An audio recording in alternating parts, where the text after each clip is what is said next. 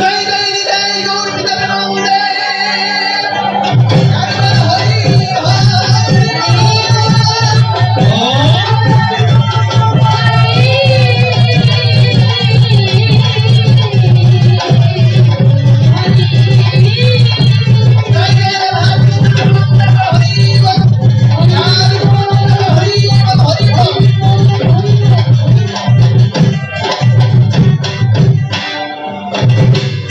কবিগানের শুরুতে যার গান না গাইলে কবিগানে অসমাপ্ত থেকে যায়, সেই ভাবুক কবি প্রেমিক কবি ভাটিয়াল সম্রাট পাগল বিজয় সরকার, যার ভাটিয়াল সুর আজ বাংলার আকাশে বাতাসে ভেসে বেড়ায়। যদিও তার গান আমার মুখে শোভা পায় না, তবুও শাস্ত্রে বলে মুখং করতি বাচলং পঙ্গুং রং ভয়ে থেগ্রিম যার কৃপাতমহং বন্দে পরমানন্দ মাধবম। যার কৃপায় বাকশক্তির বাকি হয় এবং পঙ্গু গৃহ লঙ্ঘন করতে পারে, সেই মাধবের আপনাদের মতো শুদ্ধ ভক্তের কৃপা হলে পারে আমার অধরেও পাগল বিজয় সরকারের গান হতে পারে। হরি বল। তাই পাগল বিজয় সরকার গাইলেন শেষের দিনে এসে যে আমার কখন যে আমার সেই দেশে যাওয়ার সময় বা দোয়ার লগন আসে আমি নিজেও বলতে পারি না। আজকে এখানে কবি গান গাচ্ছি বাবা, গান গেয়ে বাড়ি পর্যন্ত নাও ফিরে যেতে পারে, জীবনে কোনো নিশ্চয়তা নেই। এই হরিবাসরে যারা বসে আছেন সামনের বছরও যে এই লোকগুলো আমরা সবাইকে আমরা এই হরিবাসরে পাবো এমনও কোনো গ্যারান্টি নাই। তাই জীবনে কার কখন সময় লগন আসে বলা যায় না। সেখানে দাঁড়িয়ে আমার পাগল বিজয় সরকার পরম বান্ধব ঘাটের মাঝির কাছে নিবেদন করলেন, সেই গানটি নিবেদন করছেন। হরি বল।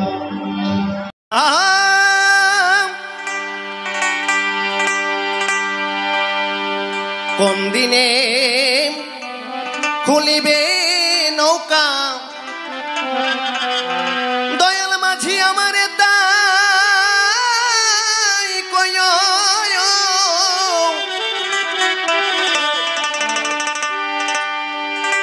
আমি পিছনে পড়ে যাই যদি দয়াল মোরে ডেকে লয়।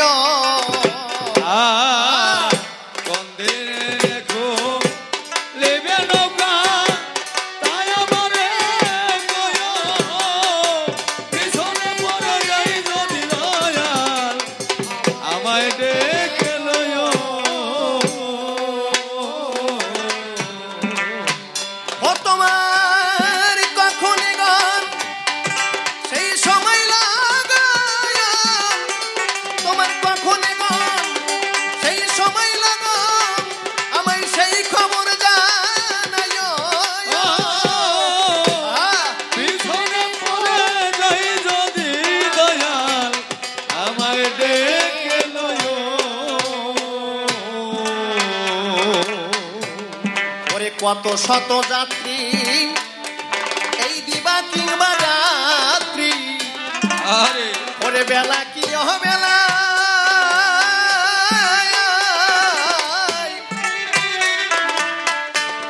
ওরে ভব পারাপার হতে হবে পারাপার, তোমার দেওয়া খেওয়া নাই।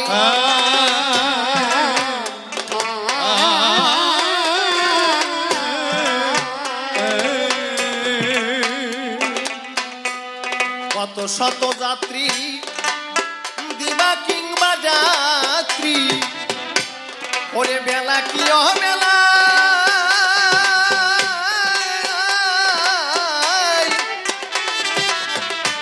ওরে ভব পারাপার হতে হবে পারাপার, তোমার দেওয়া খেওয়া না।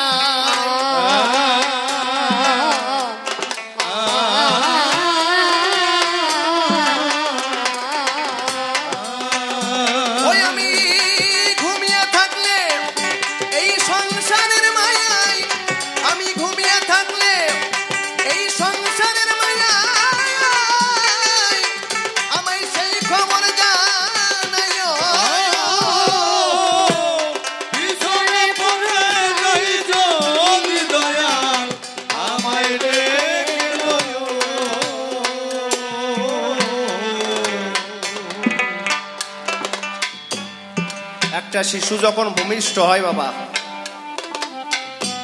পাড়া প্রতিবেশী বলে না অমুকের ছেলেটা দিন দিন কত বড় হয়ে যাচ্ছে, কিন্তু আসলেও কি মানুষ জন্মের পর কি বাড়ে নাকি? হয়তো দেহে গঠন অনুযায়ী বাড়তে পারে, কিন্তু আমার মনে হয় না মানুষ কোনোদিন বাড়ে। কেন? পাগল বিজয় সরকার একখানা গানের পদে আছে, দেখবেন, শৈশব হতে ভাবলেম এতদিন, বয়স আমার বাড়তেছে দিন দিন, দিন গেলে কমে যায় একদিন, ক্রমে ফুরাই এলো সেই গোনা দিন গো। তার মানে কি, আমি জগতে যতদিন থাকতে এই জগতে এসেছি, আমার এক একটা দিন চলে যাচ্ছে, মানে আমার জীবন থেকে আমার আয়ু বলা দিন দিন কমে যাচ্ছে। তাই কখনো মানুষ কোনোদিন বাড়ে না। তাই পাগল বিজয় সরকার গাইলেন, ওরে দিনের দিনে দিন দিন ফুরাইয়ে যায়, ওদিন তবু না ফিরিয়ে যায়, অসার ধুলা খেলাই কেটে গেল জীবন, বেলা তো বেশি আর না।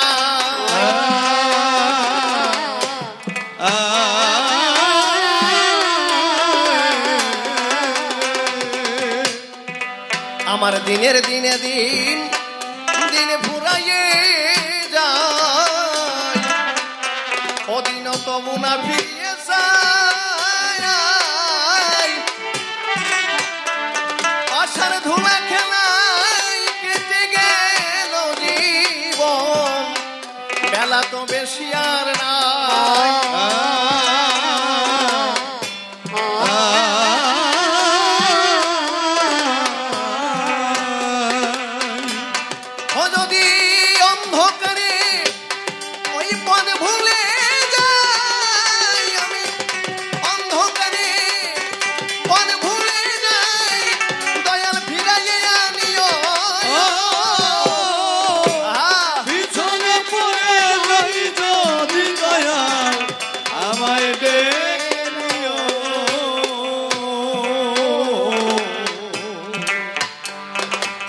সেই সাগর পাড়ের মাঝির অপেক্ষায় আমরা সবাই অধীর আগ্রহ বসে থাকি।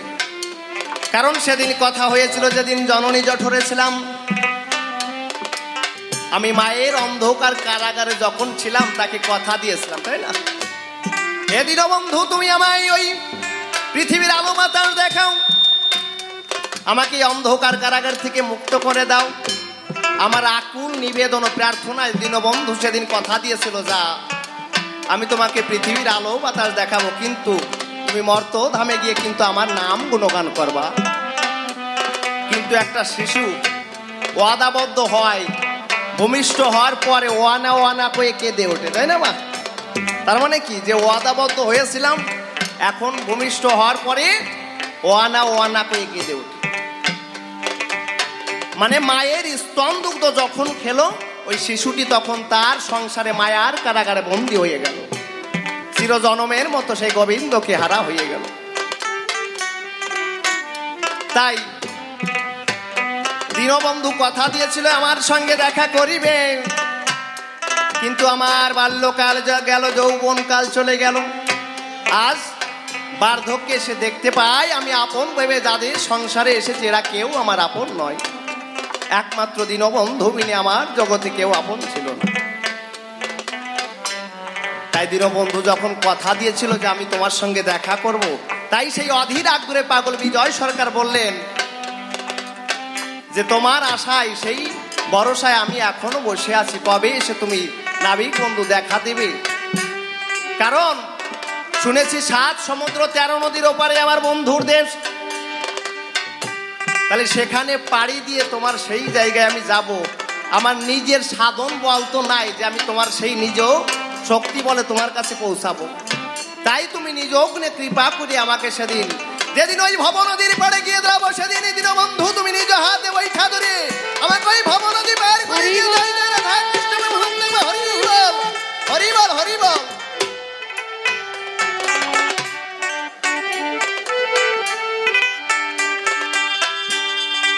তাই তোমার আশায় আজও বসে আছি, সেখানে দাঁড়িয়ে আমার পাগল বিজয় সরকার গাইলে,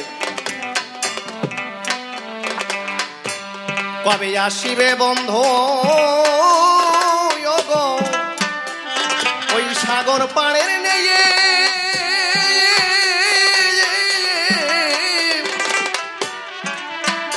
ওরে কত কালের বিরহী আমি রে, ওই আশা পথ আছি চেয়ে,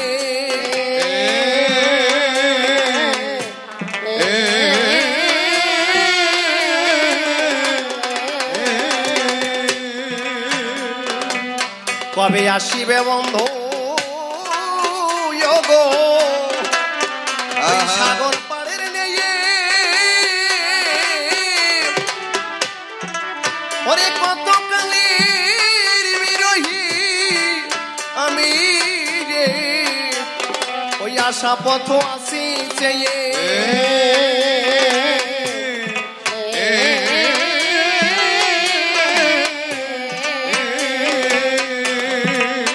ও তোমার ময়ূর পঙ্খী ওই নৌকা বেয়ে, তোমার ময়ূর পঙ্খী ওই নৌকা বেয়ে সেদিন পার করিয়ে দিও, পিছনে পড়ে যাই যদি দয়াল আমায় ডেকে লইও, কোন দিনে নৌকা আয় আমারে কয়ো, পিছনে পড়ে যাই যদি দয়াল ডেকে লইও। বিজয় সরকার যখন বার্ধক্যে পড়েছিলেন তখন দেখতে পায় যৌবন কালে যা করেছে এখন আর সেইগুলো করার শক্তি নাই। আমি যে হরিবাসরে হেঁটে আসবো তাও রাস্তায় আসতে গিয়ে কয়বার মাথা ঘুরে পড়ে যায়, কারণ সেই যে 16 কলা পরিপূর্ণ দিয়ে আমাকে গোবিন্দই ধরা দামে পাঠিয়েছিল, এখান দেখতে পাই সাথে যারা এসেছিল সাথীরা আর কেউ নাই, আমার সঙ্গে নাই। তাই শেষে বুঝতে পারলেন একমাত্র দীনবন্ধু বিনে আমার আর গতি নাই। তাই পাগল বিজয় সরকার গাইলেন, আমি ক্লান্ত দেহে এই শান্ত মনে, ও দয়াল হেঁটে গেছি কতবার,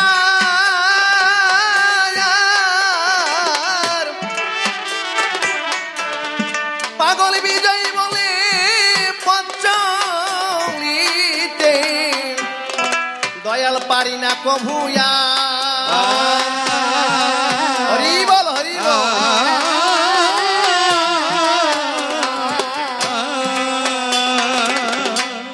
আমি ক্লান্ত দেহে এই শান্ত মনে, দয়াল হেঁটে গেছি কতবার, পাগল বিজয় বলে পঞ্চলিতে, ও দয়াল পারি না কভুয়া,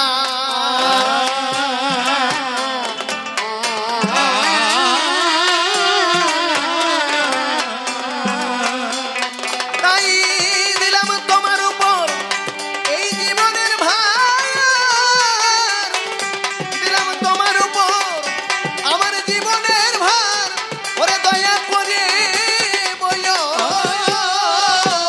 পিছনে পড়ে যাই যদি জয় জয় সাধু দেখো হরি বল হরি বল হরি বল।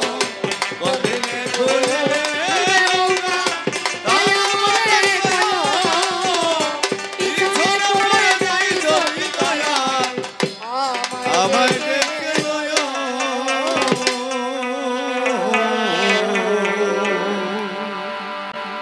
মন রে একবার হরি বল, এ নাম দুর্বলের বল, নাম বিনে কি আছে বল এ ভব সংসারে, যে করে হরি চিনতে হরি করে তার চিনতে অন্তে জীবকে নিয়ে যায় সেই ভব সিন্ধু পারে। তাই বলি মন রসনা তেজে বিষয় বাসনা কেলে সোনার উপাসনা করো সার, ওই যে হরি দীনবন্ধু পাইলে তাহার কৃপা বিন্দু, অনায়াসে ভব সিন্ধু সেদিন হইয়ে যাবি পার। এইবার মাতা পিতার শ্রীচরণে প্রণাম করিবি শুদ্ধ মনে, যাহাদের ইচ্ছার কারণে আমি আসিলাম ভুবনে, তারাই মোর পরম গুরু, যাদের কৃপাতে জীবনের শুরু, তারাই বাঞ্ছা কল্পতরু আমার দুর্লভ মানব জীবনে। ভক্তবৃন্দের পদতলে পূজা দিলাম ভক্তি ফুলে, আসেন যত শ্রোতা মণ্ডলে আশিস করবেন দান। আপনাদের কৃপা হলে জড়তা মোর যাবে চলে, আমি এবে সভা তলে গাইব কবিগান। আর যাহাদের পুনঃ প্রচেষ্টাতে কবিগান হচ্ছে সভাতে, তাহাদেরও চরণেতে আমি জানাই নমস্কার। তারা যেন প্রতি বৎসর দিতে পারেন এমন কবির আসর, আমরাও আসিয়া কাব্য বাসর রচনা করিবই আবার। যাকে এবার বন্দনাভাব করিয়া আসার স্বপরিচয় দেওয়া দরকার। নামটি আমার উৎপল সরকার, বলি সবার ঠাই। এইবার বিপক্ষে থাকবেন যিনি, রসের কবি দাদা সুরাজ সরকার গুণমণি। তাকে কিছু একটা ভূমিকা দিয়ে প্রশ্ন করব দান। তাহলে আমি একজন পরিব্রাজক হইয়ে কিছু প্রশ্ন যাব কইয়ে, দেখি গোসাই এসে কিভাবে তার জবাবগুলো করে সমাপন। তাহলে আমি শ্যামানন্দ পরিব্রাজক নামটি ধরে দাঁড়াইব এবার সভা পরে। বিপক্ষে তাকে গোস্বামী শ্রেষ্ঠ রাধা বিনোদ গোস্বামী নাম ধরে তার কাছে কিছু জিজ্ঞাসা করব অর্পণ। বোঝা যাচ্ছে বাবা?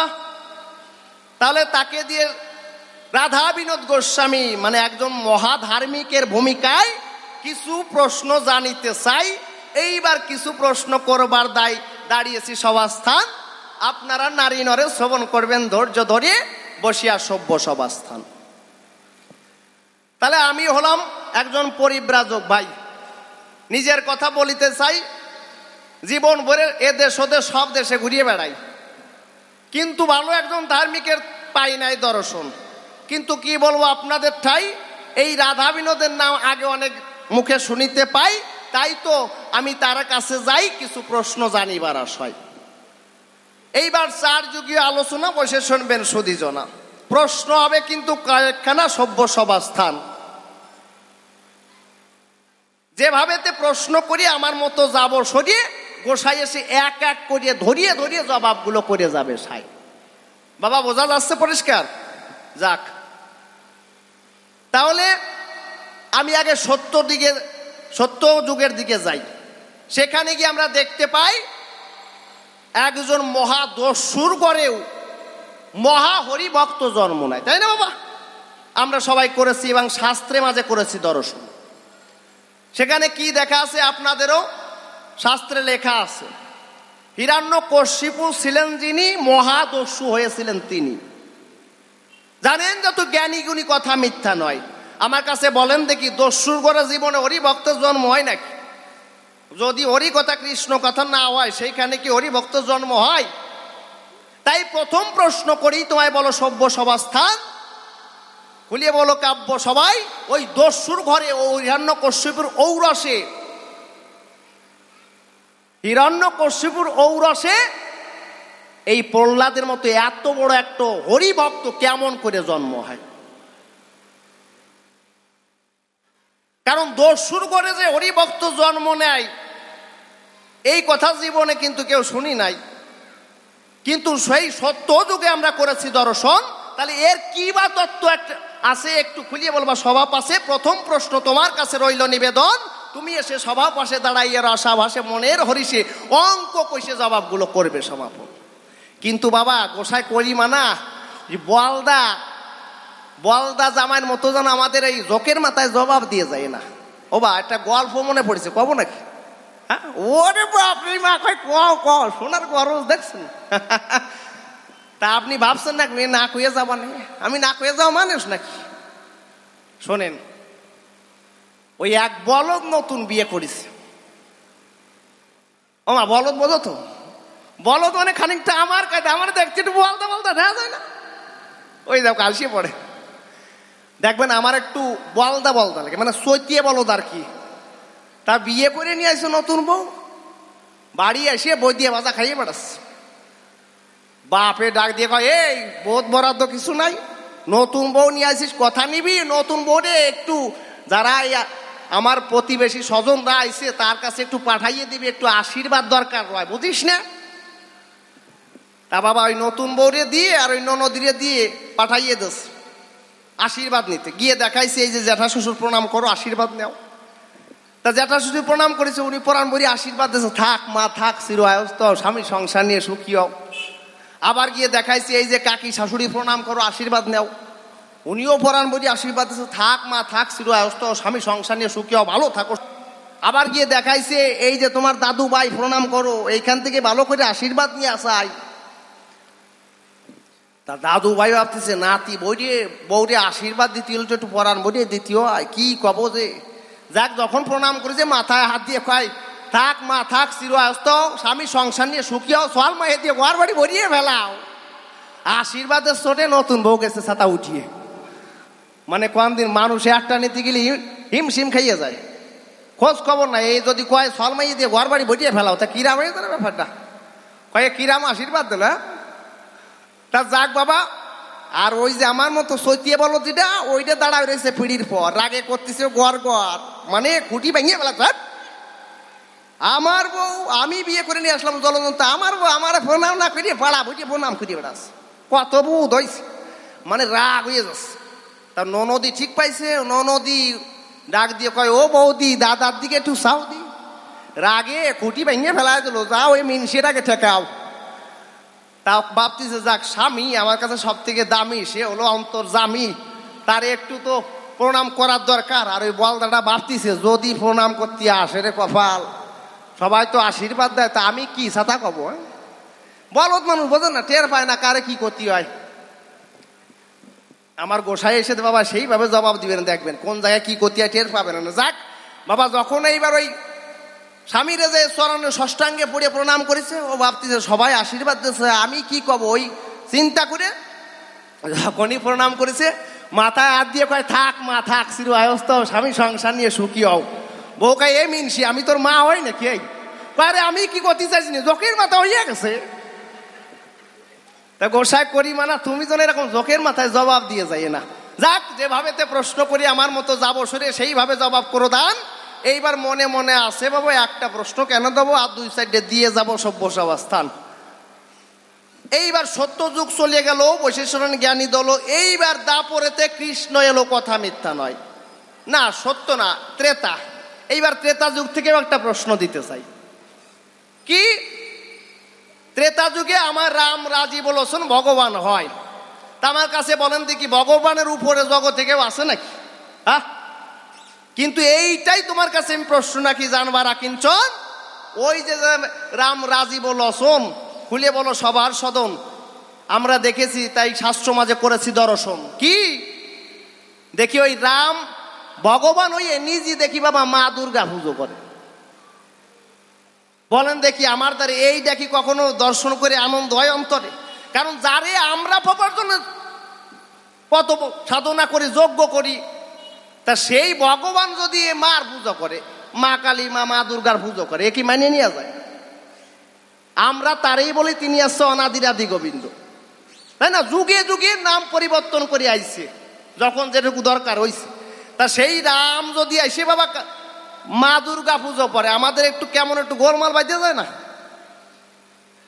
তাই গোসাই তোমার কাছে আমি জানিবারে চাই, এই যে রাম ভগবান হইয়ে খুলে বলো সবাই কইয়ে কেন ওই দুর্গা পুজো বা মায়ের চরণে অর্ঘ্য করিল দান, এর কি বা একটু তত্ত্ব আছে খুলিয়ে বলো সবার পাশে। দ্বিতীয় প্রশ্ন তোমার কাছে আমি করিবারে চাই। যাক, আমার বাবা প্রথমবারে বেশি বলে কার্যরার সভাতলে আরো দুই একটা প্রশ্ন দিয়ে যাব সভ্য সভাতলে, শুনবেন ভক্তগণ। তাহলে সত্য ত্রেতা চলে গেল, এইবার দাপরতে কৃষ্ণ এলো। কৃষ্ণ ভগবান কি করলো? কৃষ্ণ ভগবান বাবা যখন মহাভারতে আমরা যুদ্ধ করেছি দর্শন, কার সঙ্গে?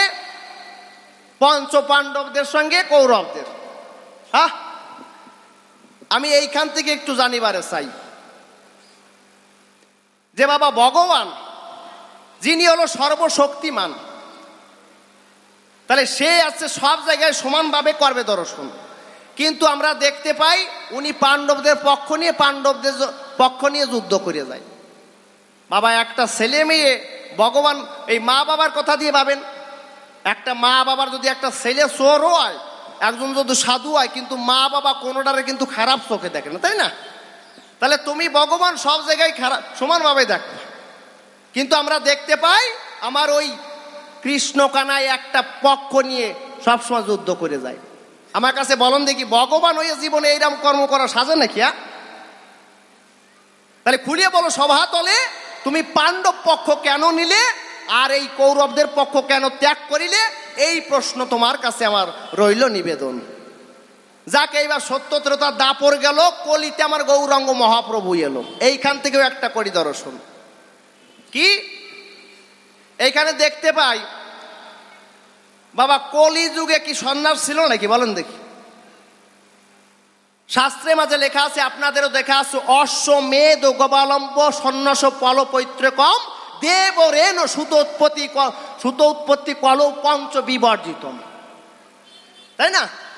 অশ্বমেধ যজ্ঞ নাই, দেবরের দ্বারা সন্তান সৃষ্টি করা নাই, সন্ন্যাস নাই, কিন্তু আমরা দেখতে পাই ওই মহাপ্রভু সন্ন্যাস নিয়ে সংসার ধর্ম দিয়ে ছেড়ে বৃন্দাবনের পথে চলে যায়। তাহলে এটা একটা বিরাট ব্যাপার না? কারণ শাস্ত্রের মাঝে লেখা আছে, আপনাদেরও দেখা আছে, নিজে আচরিয়া ধর্ম জীবকে করে শিক্ষা। তাহলে জীবকে যদি করে শিক্ষা, এইটাই তোমার কাছে আমার জানবার প্রয়োজন।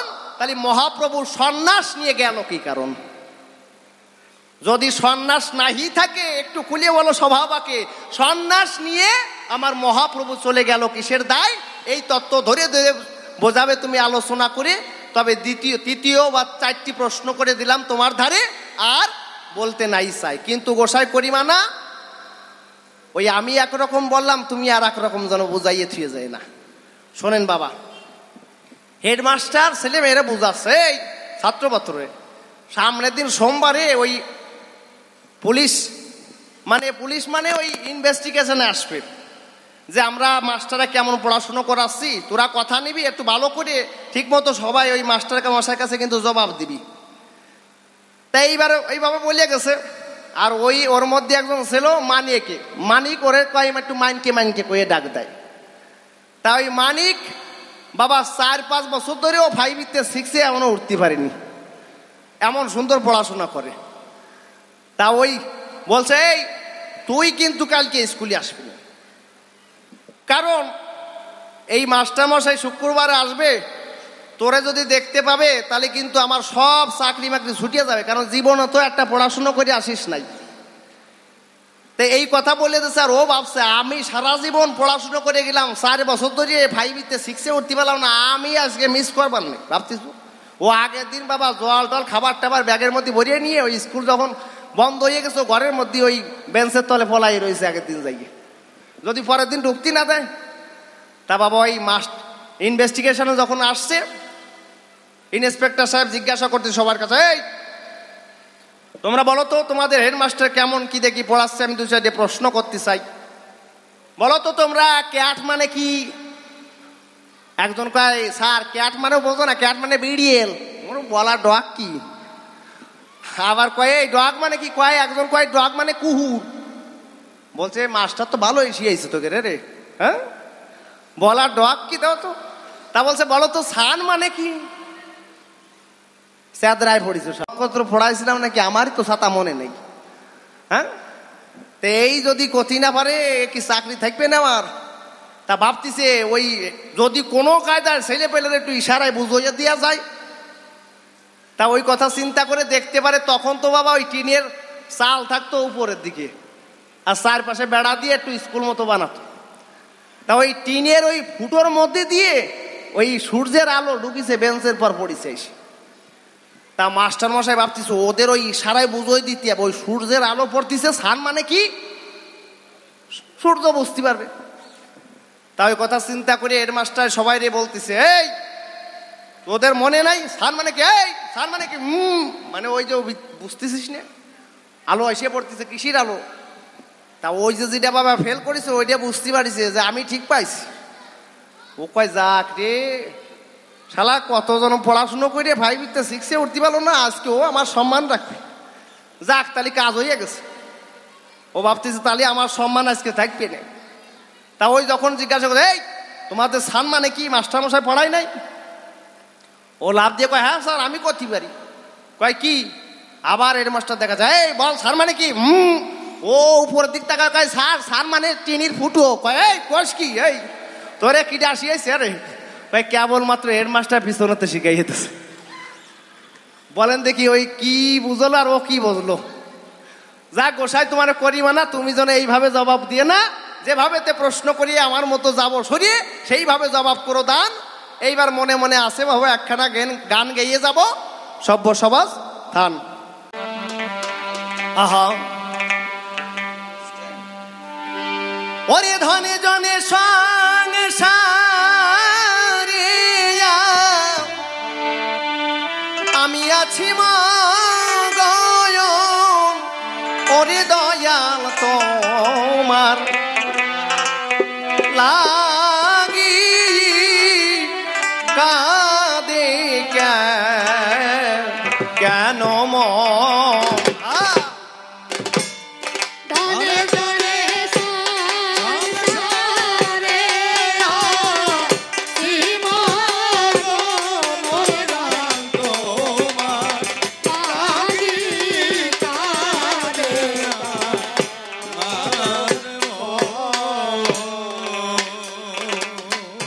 তুমি কি হও আমার তাই বোঝাইয়ে দাও গো।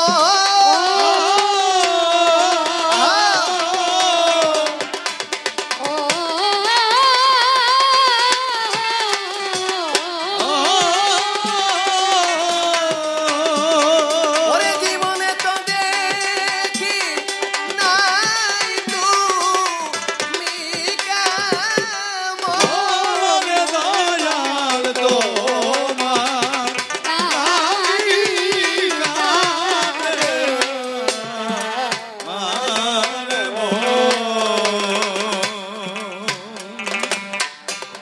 আমি জানি না তো তোমার পরিচয়,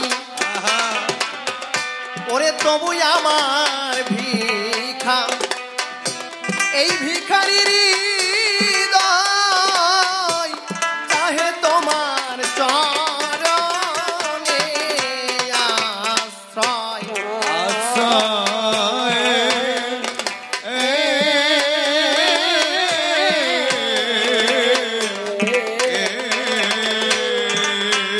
ওরে দেখলাম ভোগের মাঝে শুধু রাগে বিষয় গো।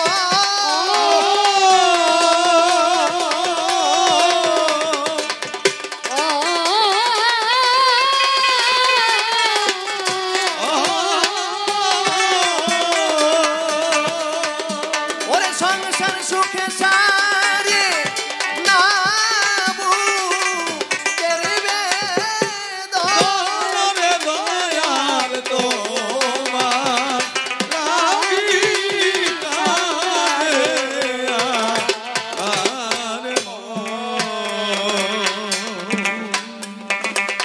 আমার আমরা সংসারে যাদের আপন ভেবে আছি এরা কেউ আমার আপন মানুষ নয়, তাহলে এরা কারা? কেহ পিতা, কেহ মাতা, ভগ্নী, ভ্রাতা, কন্যা, কি তো নয়, পরিজনের কত পরিচয়। কিন্তু যেদিনই তোমার এই দেহ থেকে প্রাণ পাখি উড়ে যাবে সেদিন বলো হরি বল হরি বল বলে ওই শ্মশানে ঘাটে নিয়ে তোমাকে আগুনের চিতায় পুড়িয়ে ছাই করে দিবে।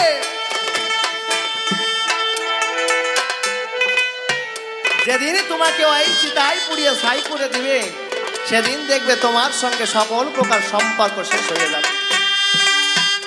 কিন্তু যাকে পাবার পরে আর হারানোর ভয় থাকে না তাকে কখনোই আমরা একবার ভেবে দেখি না। এরা কারা? যেমন আমরা রাত্রে স্বপ্ন দেখি বাবা, তাই না? আমার 5 তলা বিল্ডিং হয়ে গেছে, 3-4 বস্তা টাকা পাইছি, যে সন্তানহীনা নারী সেবাকে আমার 3-4টে ছেলে মেয়ে হয়ে গেছে। কিন্তু যখন ঘুম ভাঙে দেখতে পাই যে ছেঁড়া পাটির পর শুয়েছিল সেই জায়গায় বসে আছে। কিন্তু যে পাগল বিজয় সরকার স্বপ্নে ও যা দেখে বাস্তব তাই পায়। কিন্তু সে বলছে আমার আপন বলতে সংসার আমি কাউরে পাই নাই, আর সে দীনবন্ধুকেও পাই নাই। কেমন জানেন? বাংলাদেশের রাজবাড়ি কবি গান গায় আমার পাগল বিজয় সরকার। তা ওই বাড়ি প্রতি বছর বায়না করে বাবা, বিজয় সরকারের গান না শুনলে ওরা পরাণ জুড়ায় না। তা ওই যে লোকটা গানের বায়না করে ওই লোকটা বাবা উঠে গেছে, মানে মানব লীলা সাঙ্গ করে তার দেশের মানুষ দেশে চলে গেছে।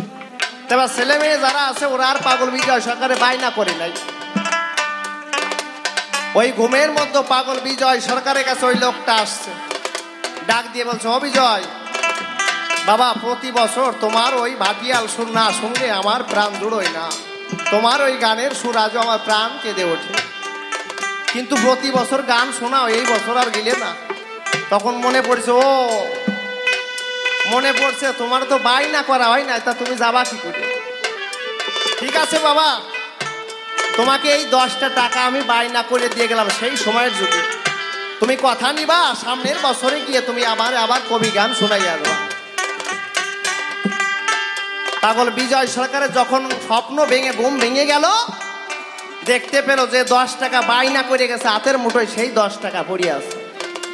যে 10 টাকা আজও পাগল বিজয় সরকারের এই 24 পরগনায় কেউটের বাড়িতে এখনো পূজা হয়,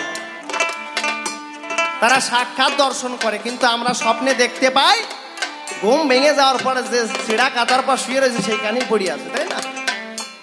সেই বলছে যে আমার জগতে গোবিন্দরে দেখা হলো না কেন? কিন্তু জগৎকে শিক্ষা দেবার জন্য, আমাদের শিক্ষা দেওয়ার জন্য পাগল বিজয় সরকার এমন মহামূল্যবান বাক্য দিয়ে গেছে। এক একটা গানের লাইন মানে এক একটা বাক্য সমতুল্য।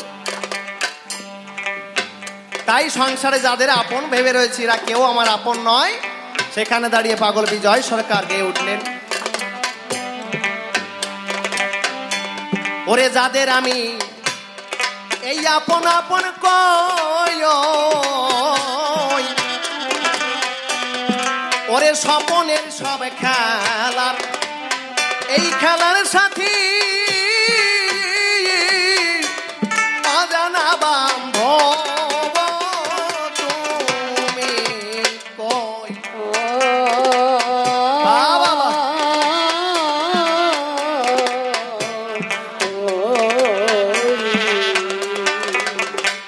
যাদের আমি আপন কয়, ওরে স্বপনের সবাই খেলার ওই খেলার সাথী অজানা বান্ধব তুমি কই।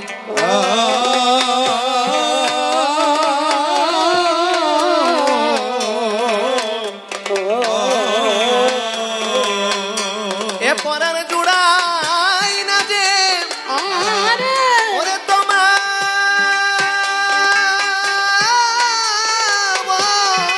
ওই গো, হরি বল হরি বল হরি বল।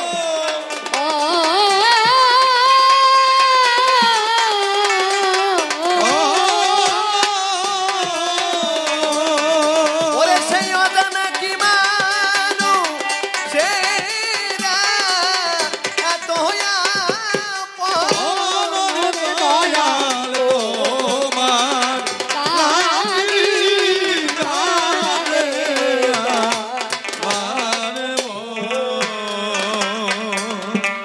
আমি ঘুরে ফিরে এই সংসারের কাছে,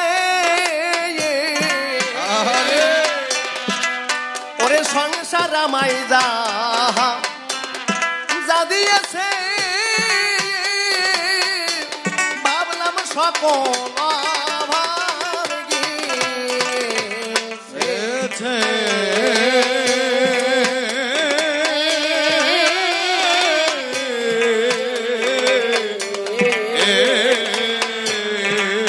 ওরে দেখি আমার সকল চাওয়া বাকি আছে গো,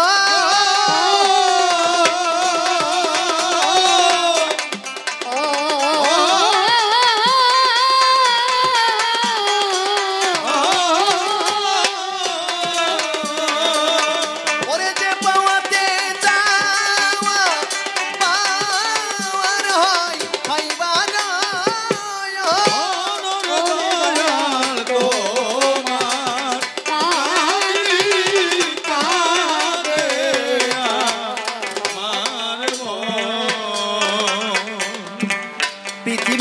আমার যত জনম আছে শ্রেষ্ঠ জনম হলো এই মানব জনম। কিন্তু মানব জনম পেয়ে মানুষের কি এমন করতে পারলাম? জীবনে এমন কোনো সাধন ভজন নাই। একটা পশুও বাবা আহার নিদ্রা মৈথুন ক্রিয়া সম্পন্ন করে, তাই না? তা আমরা মানুষ হইয়েও যদি শুধু পশুর মতো আহার নিদ্রা মৈথুন করি, তাহলে মানুষ আর পশুর মধ্যে তো তফাৎ থাকলো না। তাহলে কত লক্ষ জনই ভ্রমণ করে এমন দুর্লভ মানব জন্ম পেয়েছি, যে মানব জীবন পাওয়ার জন্য যুগে যুগে ভগবানরাও আশা করেছে। ভগবান কত অবতার এসেছে, কখনো মাছ হই, মৎস্য, কুর্ম, কচ্ছপ, মৎস্য কুর্ম বরাহ মানে শুকর, বৎস কুর্ম বরাহ নৃসিংহ বামন পরশুরাম রাম বলরাম বুদ্ধকল। তাহলে সবকিছু দেখতে পাই। একমাত্র মানব কুলে জন্ম নিয়ে যে রস আস্বাদন করা যায় অন্য জন্মের মধ্যে তা হয় নাই। একমাত্র মানুষই মনের ভাব প্রকাশ করে কথা বলতে পারে। তাহলে এমন জন্ম পেয়ে আমি আজ মানুষের জন্য এমন কিছু করতে পারি নাই, যে কারণে আমাকে এমন কিছু করতে হবে যার জন্য আমি স্মরণীয় হয়ে থাকি। একটা কথা আছে না বাবা, তুমি যখন জন্ম নিয়ে এসেছিলে তখন একাই কিন্তু কেঁদেছিলে, তাই না? সতী কাকারে যখন সন্তান প্রসব হয় সন্তান কেঁদে ওঠে না? কিন্তু বাড়ির মালিক যারা, তারা কিন্তু কেউ নাতি হইছে, কেউ ছেলে হইছে, মেয়ে হইছে, সবাই কই আনন্দ পায় আর আসে। কিন্তু জগতে এসে তুমি এমন কর্ম করে যাবা যেদিন তুমি হাসি মুখে মৃত্যুবরণ করবা, কিন্তু হাজার হাজার মানুষ তোমার জন্য সেদিন কাঁদবে। তাহলে আমার মানব জীবন ধন্য হবে। তাই কবি বললেন, ওরে পশু পাখি এই কীট পতঙ্গ আর ওরে সাধের মানব জনম সকল, এই সকল জন্মের সার ওরে এমন জনম পাবো কি আবার।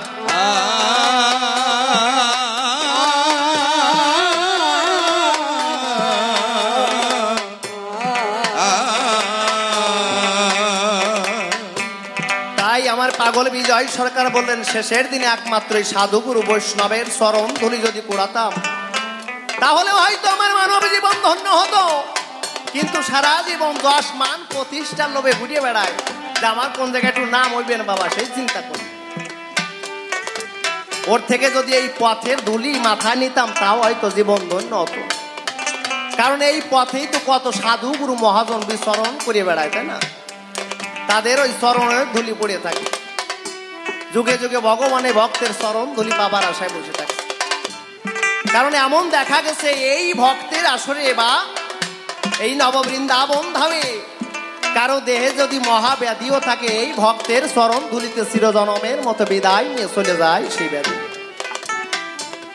তাই এই সময় থাকতে যদি সাধুগুরু বৈষ্ণবের চরণ ধুলি নিতে পারি তাহলে আমার জীবন সেদিন ধন্য হবে। হরি বল, হরি বল, হরি বল, হরি বল, হরি বল।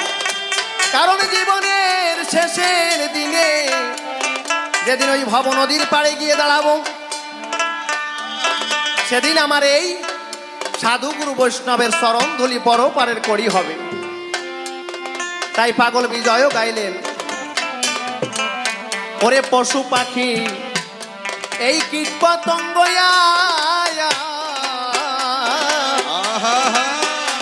ওরে সাধের মানব জন্ম সকল, এই সকল জন্মের সার এমন জন্ম পাবো কি আবার।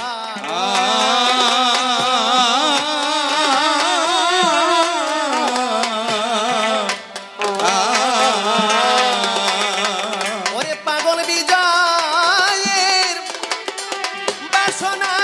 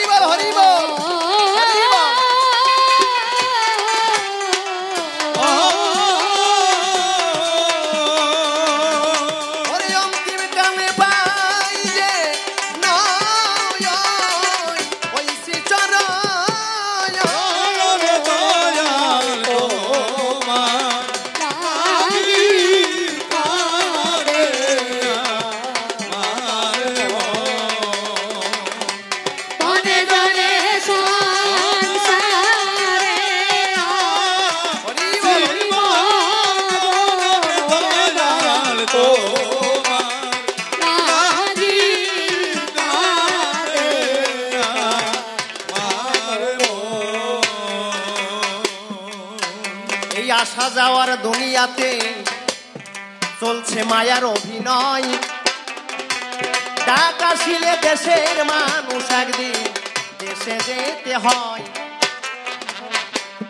এইখানেতে সাঙ্গ করিলাম বিজয়ের গান। কিছু কথা বলবো আমি সভ্য সবাস্থান। শ্যামানন্দ নামটি ধরে গো সভাতে দাঁড়াই। বিপক্ষেতে রাধা বিনোদ গোস্বামীকে আমার কাছে পাই। সভা মাঝে কয়েকখানি প্রশ্ন করিয়াছি দান।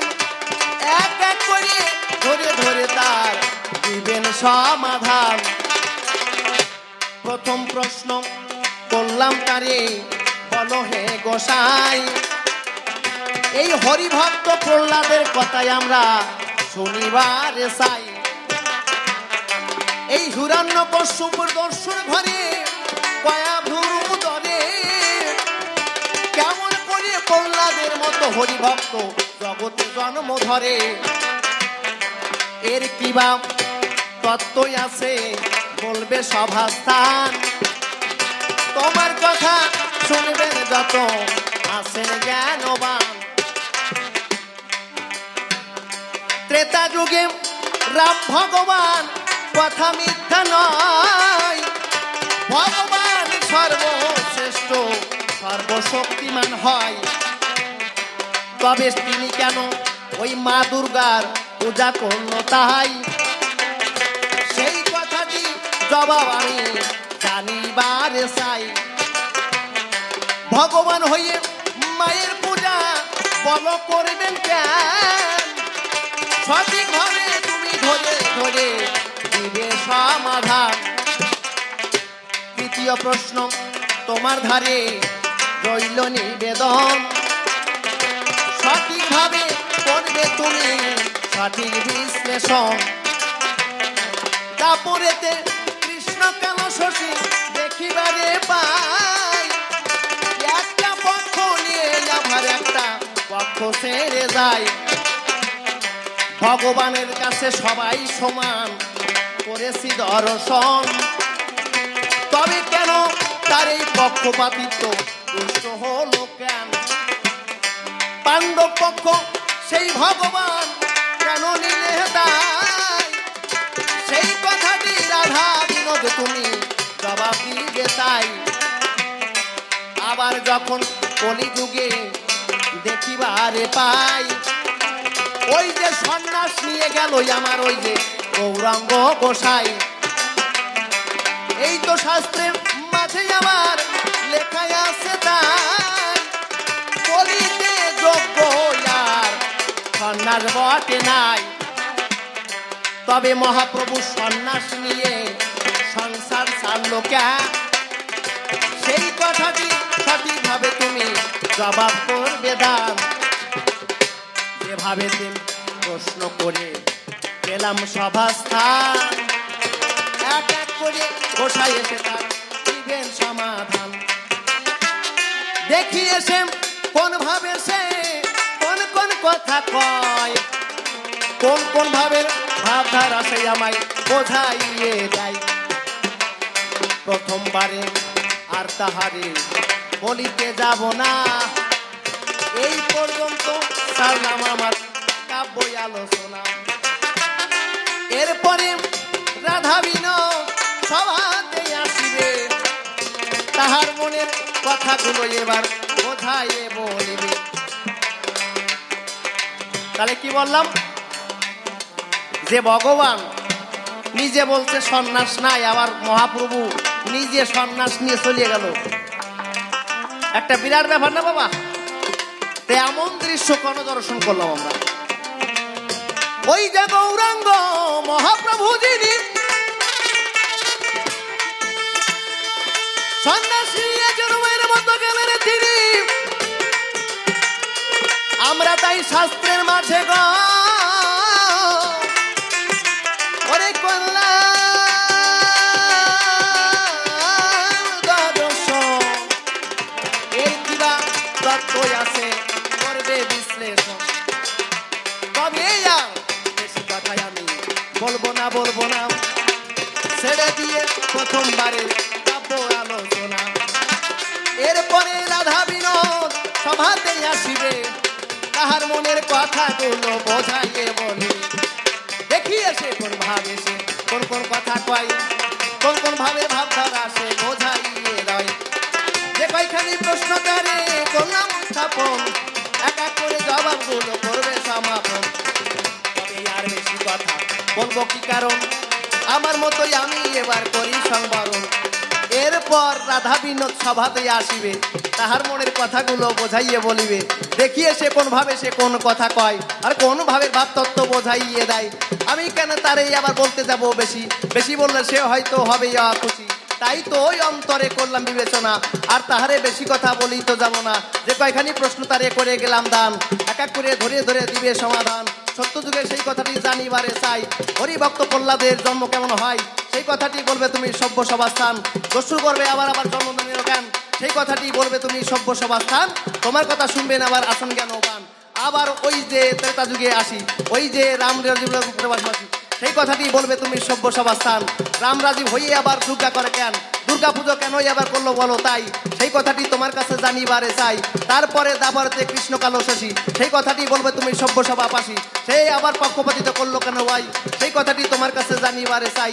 চতুর্থ প্রশ্ন আমি জানিবারে চাই, ভগবান হইয়ে আবার সন্ন্যাসী লোকেন, যেখানে আমরা সন্ন্যাস বটে নেই বটে ভাই, সেই আবার সন্ন্যাস আবার নিয়ে বটে যাই। সেই তত্ত্ব বলবে তুমি সভ্য সভাস্থান। তোমার কথা জানলে আমার গাছেন জ্ঞানবান। যাক তবে বেশি কথা বলবো না, ছেড়ে দিয়ে যাবোই আমার কবির কল্পনা।